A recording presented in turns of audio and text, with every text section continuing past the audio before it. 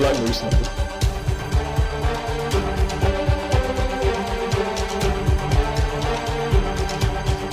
I will destroy them all. Hello and welcome back to another episode of The Coordinate with me, Bill. Yes, it's me. I'm back once again with the Renegade Master B4 Bow Power to the People. And yes, I am here. I am in my car, which has become canon now. We must always record from a car, and I've driven 20 miles away from my house so I could be next to a construction site. No, of course not, guys. I am safely indoors at home, locked up, under pandemic law. So, don't worry, I'm not ill, nothing like that. It's just, it's lockdown in the UK. You're not really supposed to go outside because, it's the apocalypse out there. So we're not doing that. So speaking of apocalypse, Tyler will not be recording, I believe, the next episode either. I think you've got me 2 weeks in a row, you lucky, lucky people. Because last week Tyler was recording from his car, as you all know, and unfortunately he found an orange man drinking Coca-Cola living in the back of his car. So he's now going through the long legal proceedings to evict said orange man drinking Coca-Cola living in the back of his car. We did think it might be Obi-Wan Kenobi for a little while, but it turns out it's not. It's someone else. Another Floridan resident. But anyway, yes, Attack on Titan, people. So last week we left off with the amazing scene of the Eren turning into a ginormous, enormous Attack Titan. Like, man, has he perfected that thing? I think I said it before. Like, everything's huge, man. Like, it's big. He had a big, colossal fight with the old what do we call it, the Warhammer Titan, and it just all went balls to the wall for a little while. And the Warhammer Titan was quite cool, man. Like, that's a cool thing. But it turns out, no, it's not a cool thing. It's a tiny Pokemon egg living in the floor that Eren picked up. And that's kind of where we left off. I think the Jaw Titan was about to rip Eren's head off. And then Mikasa turns up, give it a little chop, chop, chop, can't use its jaw. And then the thing basically shits itself when it sees all these people coming towards it, and especially Captain Levi. Like, they've been warned of Levi. They know about Levi. We saw what he did to the Beast Titan in Season 3. And yeah, fucking you be wary of Levi's intent. Okay? Now, I think Tyler said he had a couple of questions for me from last episode. So he said the only question was, did you shit your pants when Willie's wasn't the Warhammer? And how did you like its design? It's a gimp suit. I did immediately think, oh my god, why is it in PVC? But it turns out it's not. It's just like a weird hardened version of itself. But yes, I was really disappointed. I really thought it was going to be Willy, not Willie's sister. Again, it doesn't make sense. If you live in that family, man, you're going to give it to the old people, aren't you? You're going to be like, hey, Granddad, how old are you? 67? 13 years works out. You're gonna be the Warhammer Titan for a bit. Come on, Granddad. But no, they seem to be giving it to like the middle-aged kids. So yeah, I did shit my pants, and yeah, it took my wife a while to get those stains out. So apologies to my wife. Poor lady. She suffers a lot with me. But yes, it's just amazing. What an amazing episode. And this episode is even more amazing. This episode is incredible. We get not 1, not 2, not 3, not 4, not 5, not 6, not 7, not 8, but 9 freaking Titans in this one video. I don't think that's ever happened before, people. This is a colossal moment in this episode. It's just absolutely amazing. And then also the other question from Tyler, which of course is the most incredible moment of the entire episode so far, the whole season. We've had 5 or 6 episodes all culminating to this one moment where finally Sasha's back. Fuck me, I love Sasha. And sadly she's not eating a potato, but she has got her rifle and she is a expert marksman, just like she was before. And oh yes, smother me in Sasha butter. Oh, let that raw potato sit in my stomach for a bit. Oh, yes, Sasha's back. Anyway, guys, enough of my nonsense, okay? So, yeah, we have the scene, the Jaw Titan's basically immobilised on Eren's back, and Levi is incoming, and so it falls to the floor, and he's just like shitting his pants. He's like, can't you see I'm a Titan? I'm a Titan, you're humans, you can't just come killing me. And yet they are, people. Yes, Poco Rosso, whatever your fucking name is, you dick. You are a massive, massive dick. And yeah, It was good to see him shit his pants in this bit. So good. But then the Cart Titan turns up. Ah, no. PK? PK? Who's PK? I'm sure he was a footballer. Anyway, PK turns up and starts firing at people and actually killing quite a lot of them. But most of our canon main cast members do manage to get away. And I'm sure there's a new guy here. I don't really recognise who he is. Or I might just be getting him confused with someone who I thought might be Reiner but isn't Reiner. Who? Tyler. Who's the blonde guy, mate? You got to tell me who's the blonde guy. But yeah, oh man, this episode. This is probably one of the better episodes I've seen. And then we finally get to see that weird coordinate tree. So, as Eren's distracted, the Warhammer Titan uses one of the last of its ability to do a huge thing to like burst through Eren's chest and pin him to the air. And he manages at the last second to harden his wrist to stop the thing stabbing him in the throat. And yeah, it's the coordinate tree. It's that weird tree thing we've been seeing on all the intro episodes. It's great. Absolutely great. And then, guys, there's so much going on. Then Zeke turns up. As the Beast Titan. And all the Malian people are just like, oh yeah, you're all fucked now. Beastie Boy's here. Yeah? The furry fucker's turned up. And he's going to absolutely beast you. But instead he goes, hey, hi Eren. Long time no see. But you are not my enemy. Tells everyone else don't let him escape, But he goes, you're not my enemy. I'm after Levi. Levi, where are you? And like Levi's just hiding behind a rock, looking at a watch. Like, now's not the time. So good. So good. Anyway, so we have opening credits. I honestly, I don't know how I'm going to do this episode justice, people. It's just, I was so like gobsmacked watching this. I had to watch it twice. Like, I normally watch the episode once as like what I call a pleasure watch. I'm not pleasuring myself while I'm watching it. Don't get me wrong. I like it, but not that much.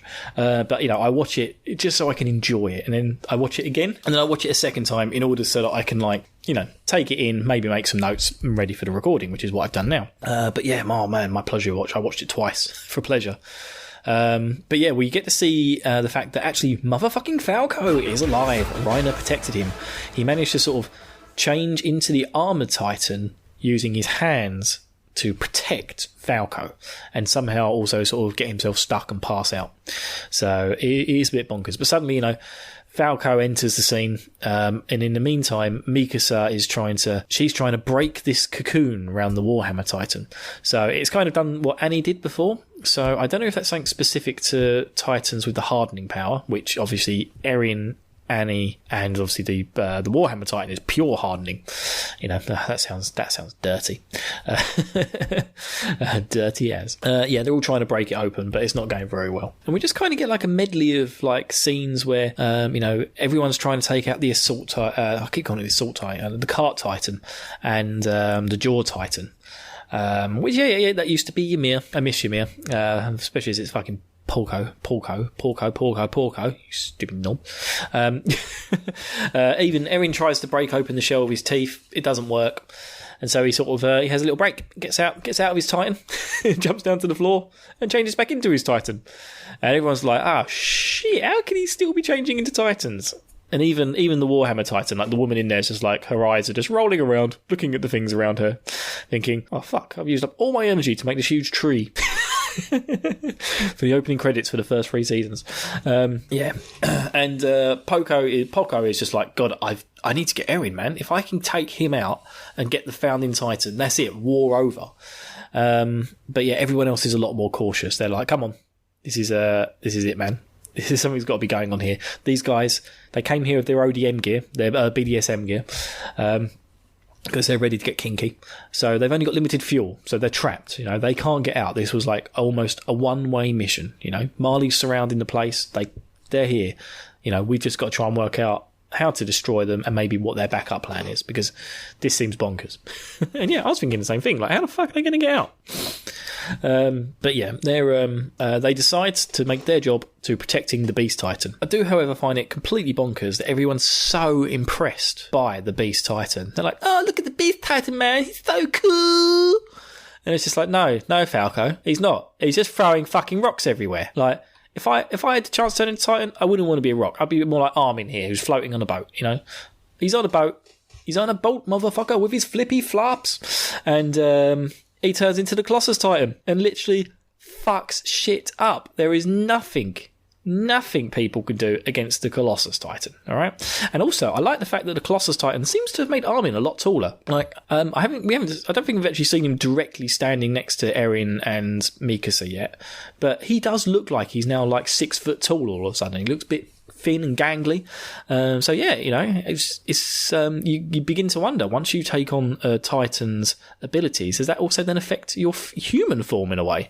So Armin, being a short ass, burnt to a crisp, took on the Colossus Titan form and is now actually quite tall as a person. It's strange, but yeah, I wonder if that's a thing. But yeah, this is it now. It all goes down to it. Poco loses his shit, fucking runs into the mix of things, starts trying to take on Eren, but and he's thinking, oh my god, is that another Anchorman? But it's fucking Mikasa, the beast from the east. Beast from the east? That was a storm, wasn't it, a couple of years ago? And then Levi just turns out of nowhere and just absolutely psycho eyes Beast Titan, bang, one hit, down, lands on his face, stabs him in the head, and then blows his neck up. And it's just like, whoa, Levi, you finally got exactly what you wanted, man. You got your revenge for the death of what's his face. I can't remember his name. Who was the guy? He was the captain of the. Oh god, that's going to really bug me. It was the captain of the, the flying squad, or whatever they were called, the survey corps. He was the one. He was the one that everyone loved, and he made the decision at the last minute to save Armin instead of the other guy. He's been dealing with it, but he did promise him that he would kill the Beast Titan. And there we go. This is it, that moment. And they don't even mention it in this episode. It's just like there's no flashback, there's no nothing. He doesn't care about it. He's just like, yeah, bang, job done. And then Sasha turns up.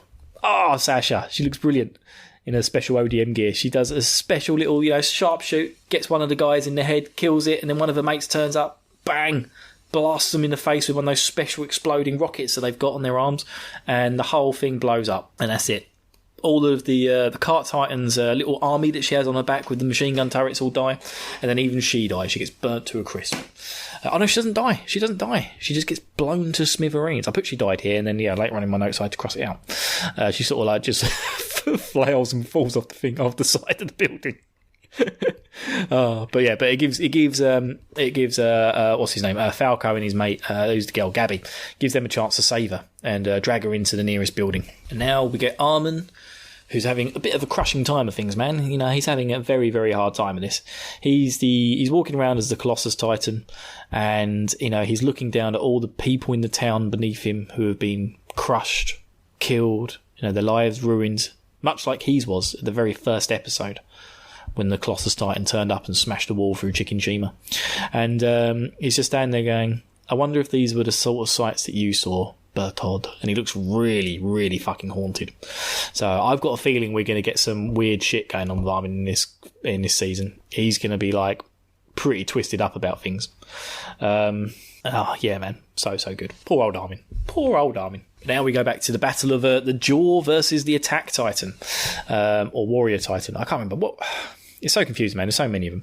But yeah, Jaw Titan's pretty beastie, man. He's got these like big sharp claws. He's got these big sharp teeth and this weird face mask that seem to come with his Titan ability. Ymir didn't have any of that. So I guess this is kind of the thing that Marley do, where they match people up to the Titan to, I think, maximise the amount they get out of the Titan's abilities.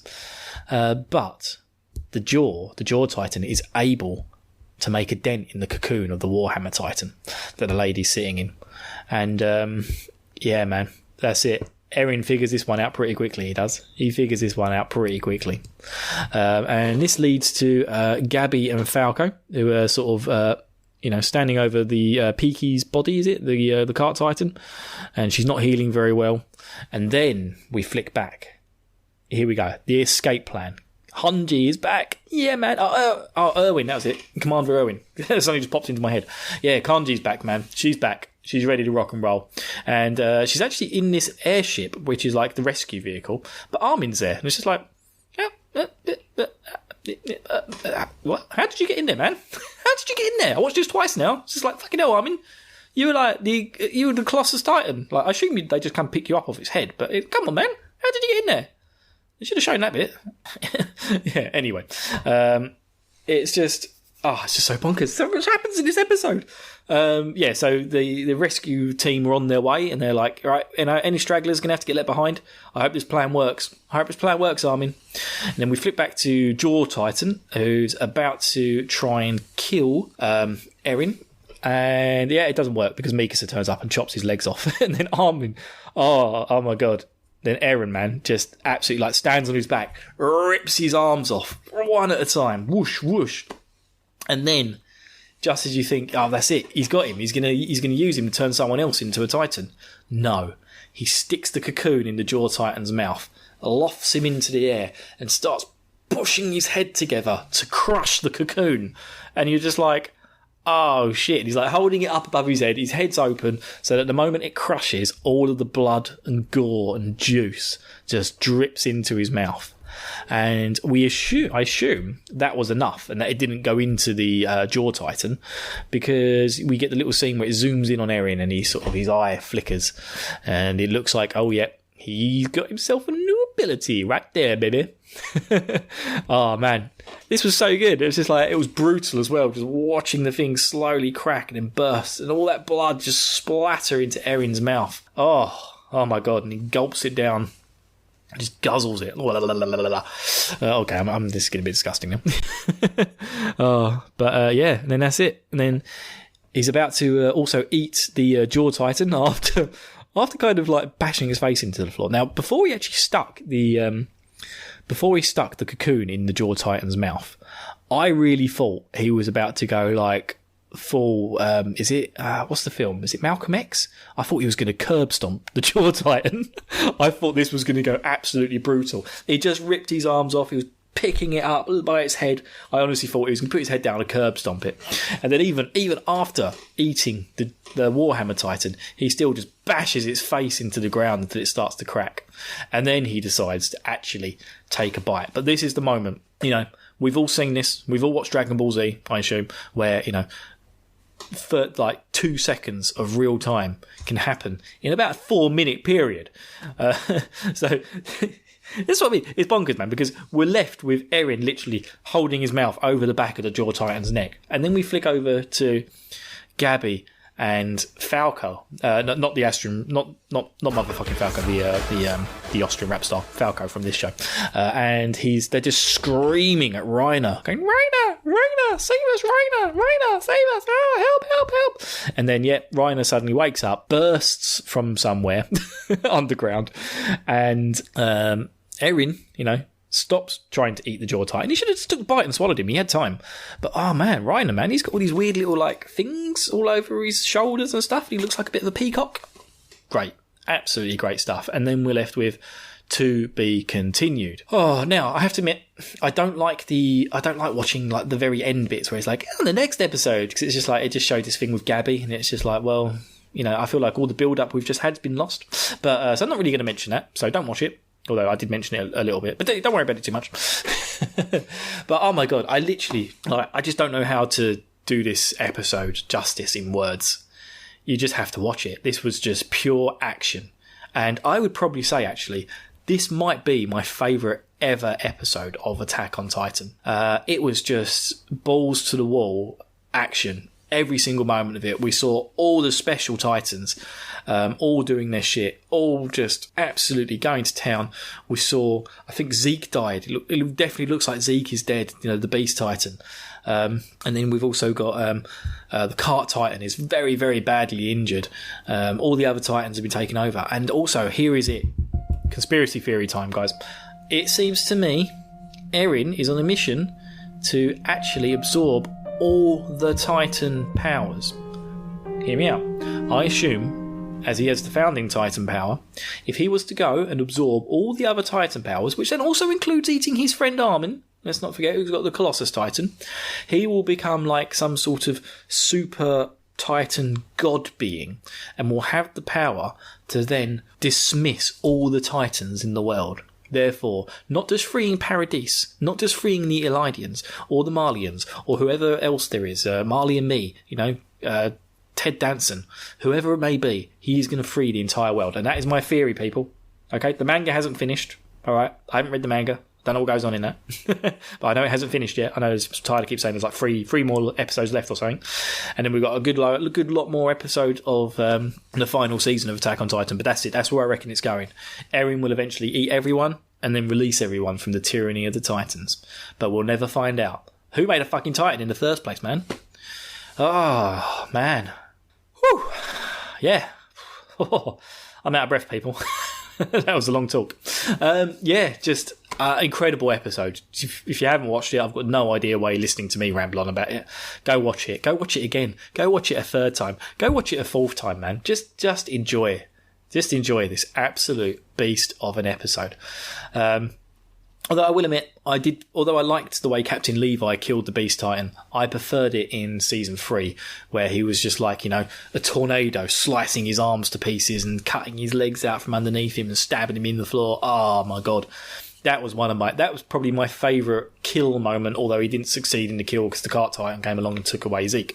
But, taking down that Beast Titan in Season 3, that was epic, with Irvine leading the light, the cavalry charge, the suicide light brigade charge towards it. It was just so good. That was so good. But yes, man, just bonkers. I've got no idea what's going to happen next. Everyone needs to get out of Dodge. That's it.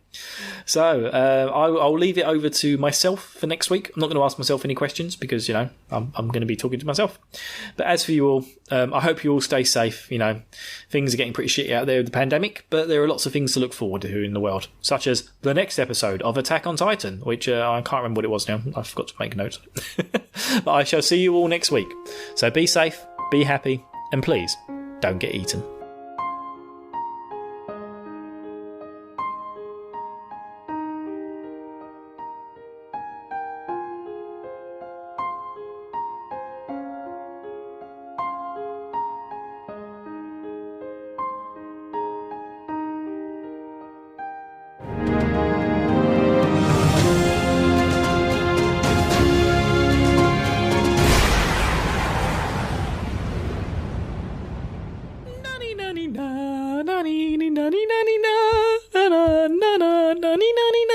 Yes! Oh! Give me that sweet, sweet intro music!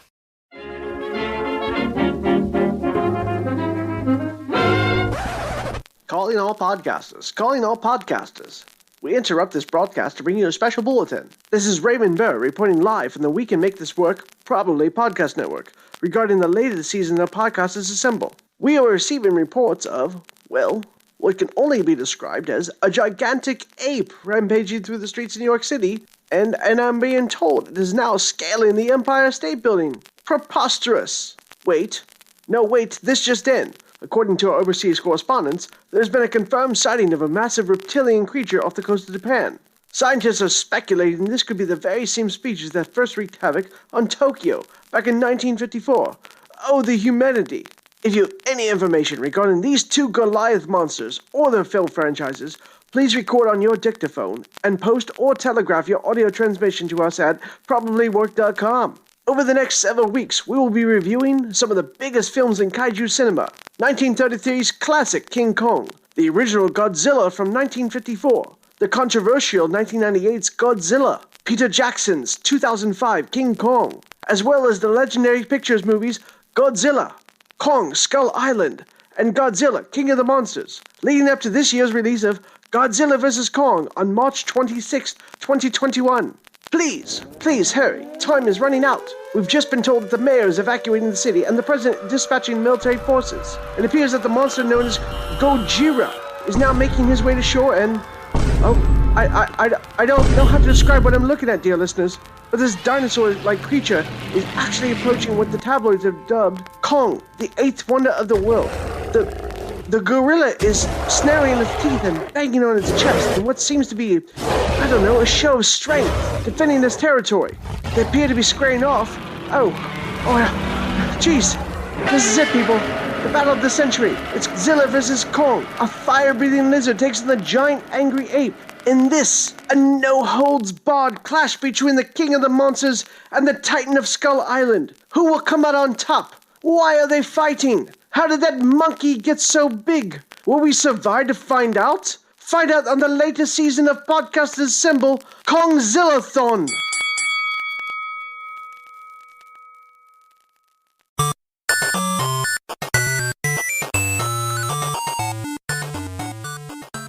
This has been a presentation of the We Can Make This Work Probably Network. Follow us on Twitter @ProbablyWork For more of our questionable content. Also, we have a website called probablywork.com.